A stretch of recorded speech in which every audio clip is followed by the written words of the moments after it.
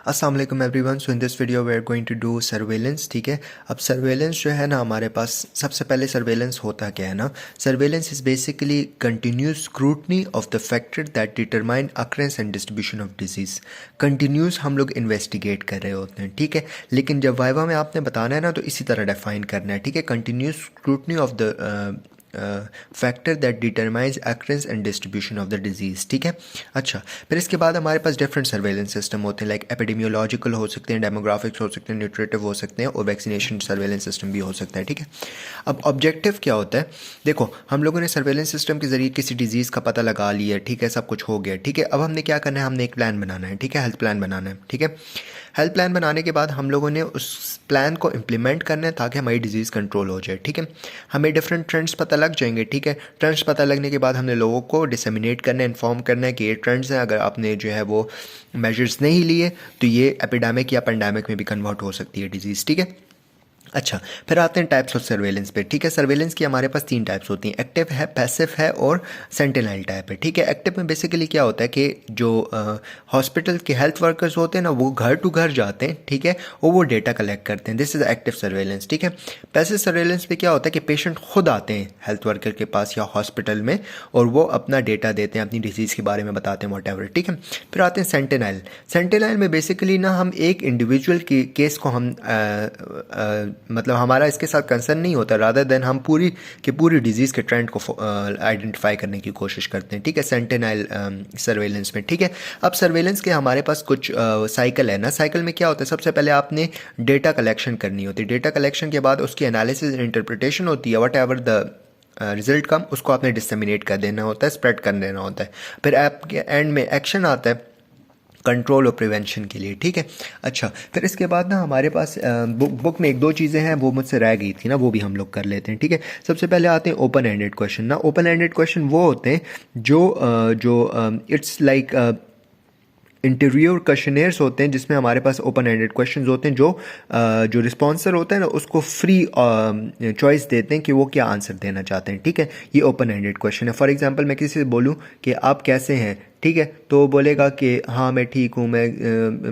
या बोलेगा मेरी तबीयत ख़राब है, मेरे पेट में दर्द है, वट एवर। ठीक है, तो ये ओपन एंडेड क्वेश्चन है। या मैं अगर किसी को बोलूँ कि कल आप सिगरेट पीते हो, तो वो बोलेगा ये और यस या नो में आंसर दो, तो ये क्लोज एंडेड क्वेश्चन होता है। ठीक है, कि आप जो रिस्पॉन्सर है उसको आप चॉइसेस दे देते हो, ठीक है, कि इन दोनों में से सेलेक्ट करो। ठीक है, फिर आते हैं पार्टिसिपेंट ऑब्जर्वेशन। ऑब्जर्वेशन तो सही है ना कि ऑब्जर्व करते हैं हम, ठीक है, सिर्फ सही है।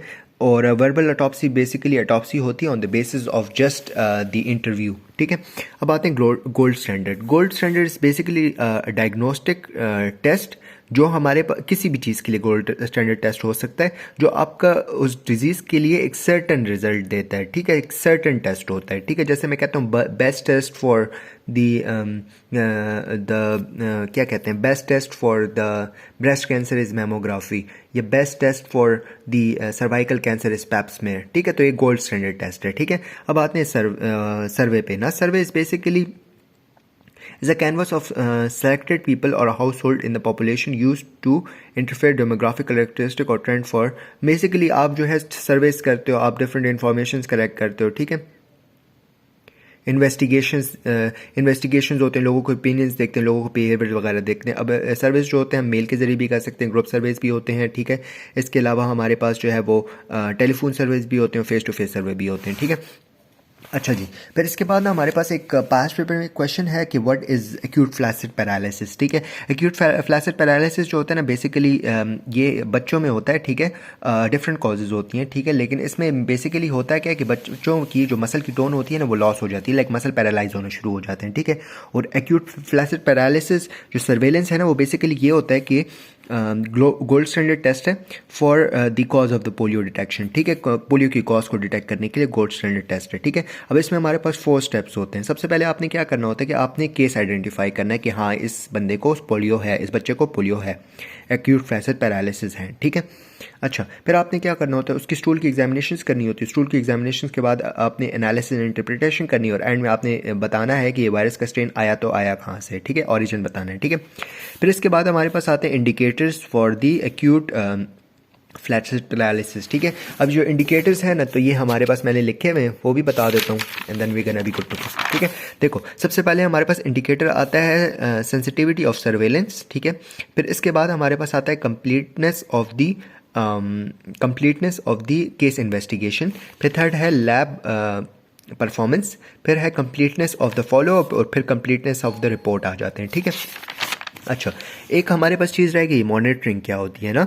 मैंने आपको सर्वेलेंस की डेफिनेशन में बताया था कंटिन्यूस स्क्रूटनी थी, हमने रिस्क फैक्टर को जो हमारे पास फैक्टर्स थे ना, उसकी कंटिन्यूस स्क्रूटनी करनी थी हम, ताकि हम लोग डिटरमाइन कर सकें occurrence and distribution of disease. लेकिन मॉनिटरिंग में बेसिकली हम लोग कंटिन्यूस ओवरसाइट करते हैं, लाइक जस्ट हम ऑब्जर्व कर रहे होते हैं मॉनिटरिंग में। जैसे कि हम एयर पोल्यूशन को मॉनिटर करते हैं, हम वाटर पोल्यूशन को मॉनिटर करते हैं, so this is a monitoring system. जबकि जो सर्वेलेंस होता है, इसमें हम एक्टिव सर्वेलेंस करते हैं, पैसिव सर्वेलेंस करते हैं, एनालिसिस करते हैं, इंटरप्रिटेशन करते हैं, सारा कुछ होता है, ठीक है। दैट्स इट, थैंक यू, जज़ाकल्लाह खैर।